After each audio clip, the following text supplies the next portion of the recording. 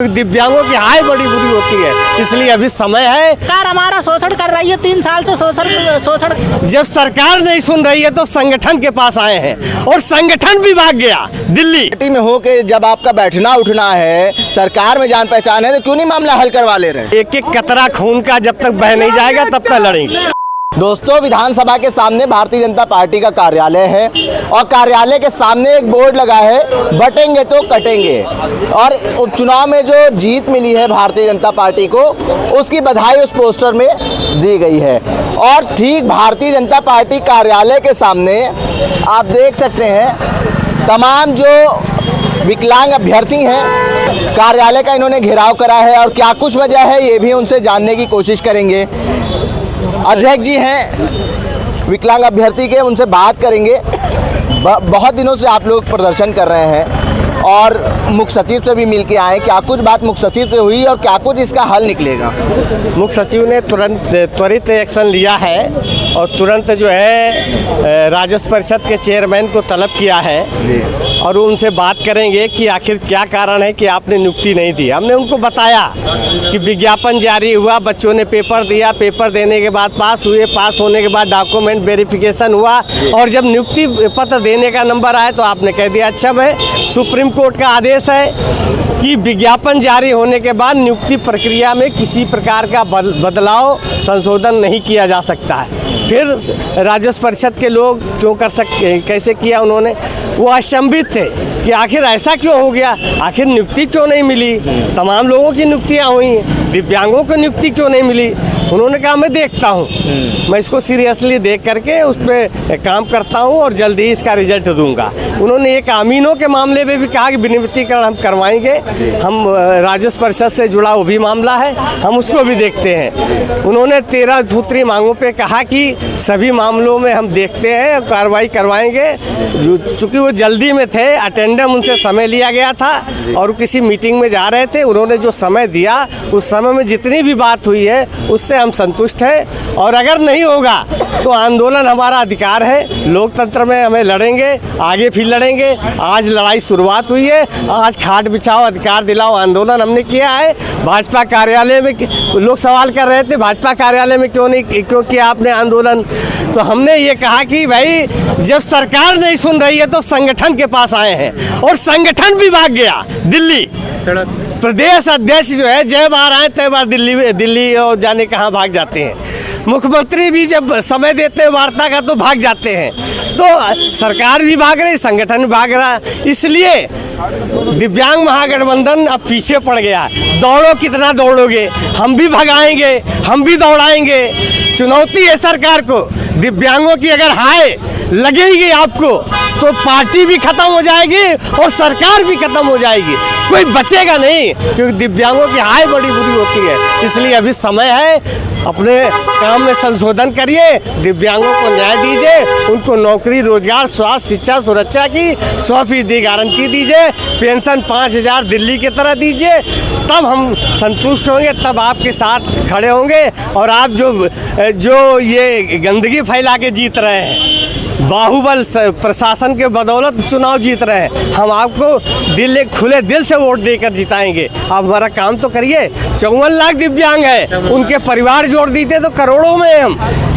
आप अभी हमारी ताकत को पहचान नहीं रहे हैं। जिस दिन आप हमारी ताकत को पहचान लेंगे उस दिन आप हमारे पीछे पीछे घूमेंगे। हम अब ताकत को पहचानने के लिए दिव्यांग महागठबंधन बन गया है। दिव्यांग महागठबंधन लड़ेगा और दिव्यांगों को न्याय दिलाएगा। देखिए, ये वीरेंद्र जी हैं, इन्होंने सरकार को चेता दिया है कि आप जो है हमारी हाय ना लीजिएगा।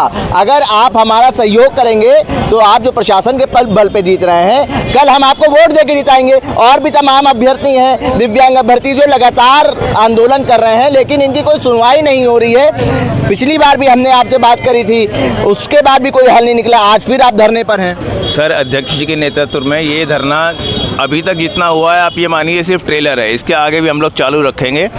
लेखपाल जो चयनित अभ्यर्थी हैं उनको नियुक्ति मिले, आगे के लिए सभी कैटेगरी जो ऑर्थोपेडिक हैंडीकैप है वो चिन्हित की जाएं और जितनी भी गठबंधन की मांगे हैं, पेंशन संबंधी मांगे हो चाहे ट्रांसपोर्ट संबंधी हो, ये सारी मांगे पूरी होनी चाहिए। एक्सेसिबिलिटी का अधिकार और रोज़गार का अधिकार ये हमारा मूल अधिकार है, इससे हमको किसी हालत में वंचित नहीं किया जा सकता।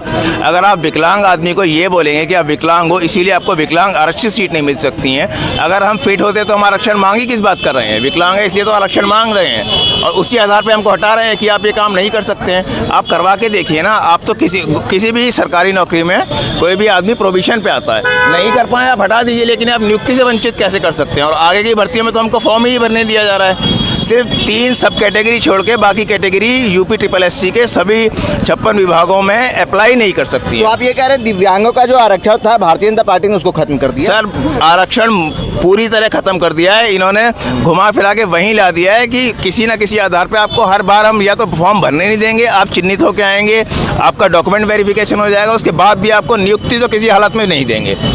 और इनकी बंदरबांट कैसे होती है वो सर सभी जानते हैं, कैसे जा रही हैं सीटें। कब तक लड़ाई लड़ेंगे? सर, अध्यक्ष जी के नेतृत्व में जब तक सभी को नियुक्ति नहीं मिल जाती है, हमारी और हमारे गठबंधन की सभी मांगे पूरी नहीं होती हैं, तब तक हम लोग लड़ाई चालू रखेंगे। हाँ, अध्यक्ष जी सवाल वही है कि कब तक लड़ाई लड़ेंगे, क्या हल निकलेगा इसका? मरते दम तक, जब तक शरीर में जान है और एक एक कतरा खून का जब तक बह नहीं जाएगा तब तक लड़ेंगे।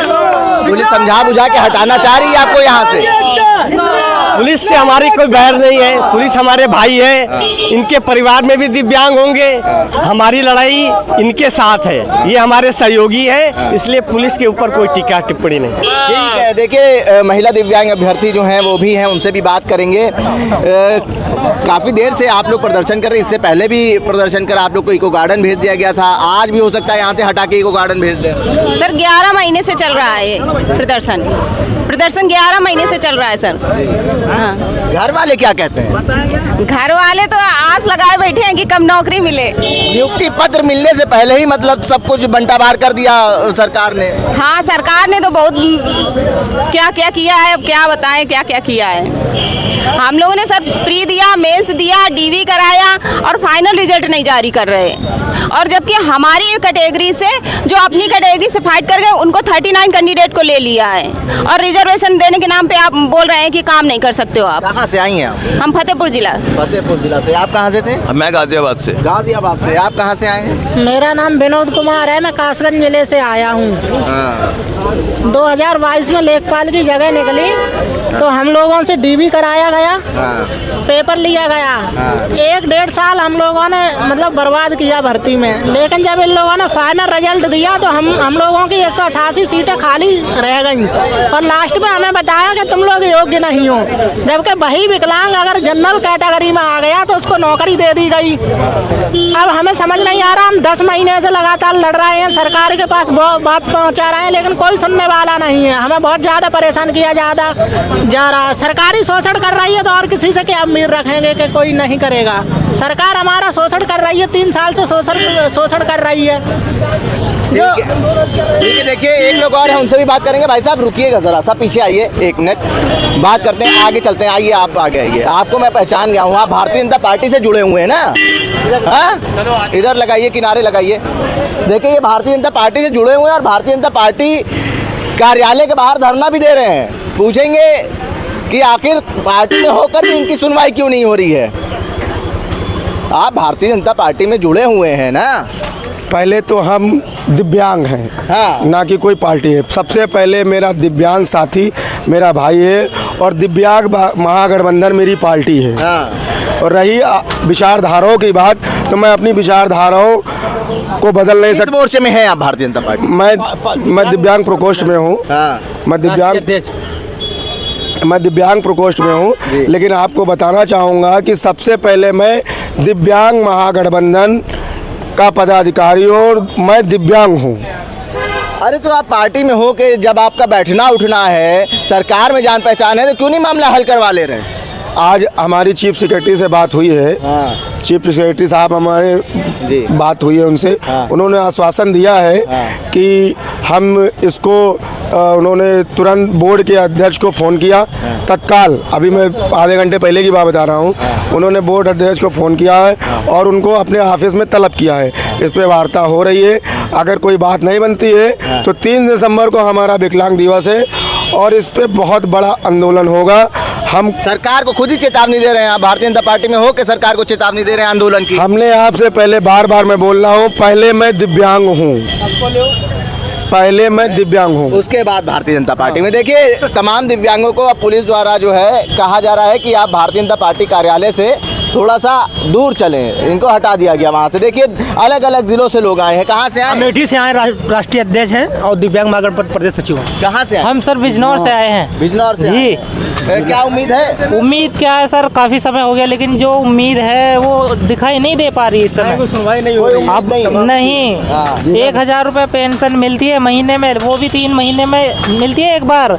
लेकिन हम लोग मांग कर रहे हैं, काफी समय हो गया, 5000 रुपये प्रति माह की पेंशन की मांग करते आ रहे हैं लेकिन कोई सुनवाई नहीं हो पा रही। कोई सुनवाई नहीं हो पा रही है। देखिए, अलग अलग जिलों से लोग आए हैं, सुनवाई नहीं हो पा रही है आपकी। बिल्कुल सुनवाई बिल्कुल नहीं हो रही है। सरकार सिर्फ दिव्यांगों को परेशान करने का काम कर रही है। सरकार का जो मामला है सबका साथ सबका विपूर्ण देकर ढकोसला है और सरकार इस पर कोई एक्शन नहीं लेती है। आज दिव्यांग समाज की स्थिति बहुत दयनीय हो चुकी है। न उनके पास रोजगार है, न उनके पास आवास है, न उनके पास किसी प्रकार की सुविधा सरकार दे पा रही है। और दिव्यांग महागठबंधन दिव्यांग जनों के लिए एक नई आशा, एक नई किरण का साबित हुआ है। और दिव्यांग महागठबंधन जब तक दिव्यांगों की समस्या का समाधान नहीं होगा, इसी तरीके से सड़कों में उतर कर संघर्ष करेगा और हमारे अपनी बात को रखने का काम करेगा। भैया से आए आप? मैं अमरोहा से आया हूँ। क्या नाम है? मेरा नाम धर्मेंद्र यादव है। मैं आल दिव्यांग विकास संगठन का राष्ट्रीय अध्यक्ष हूँ और वह दिव्यांग महागठबंधन का जो वरिष्ठ उपाध्यक्ष हूँ। मेरा सबसे बड़ा वो है कि सरकार से पहले तो इनको पटवारियों को, जो दिव्यांग पटवारी हैं, इनको नियुक्ति पत्र दिए जाएं। अगर हमारी मांगें पूरी नहीं हो तो हम आंदोलन के लिए बाध्य रहेंगे। और दूसरी बात यह है कि 1000 रुपये में जो 1000 रुपये पेंशन देती है ये सरकार उत्तर प्रदेश की, जो झूठा वादा करती है 1.5 साल पहले कि हमने 1500 रुपये कर दी है पेंशन, वह हमें जो है ना, हम उनसे कह रहे हैं कि 1500 रुपये पेंशन उल्टी हम दे देंगे आपको, आप हमें भीख मांगने का लाइसेंस दे दो। अगर आप हमें भीख मांगने का लाइसेंस दे देंगे ना तो आप जो है ना, जो हम भीख मांगेंगे उसमें हम हर आदमी से कहेंगे लाओ जी हम पे लाइसेंस है और हम वो भीख मांग के सरकार को देंगे।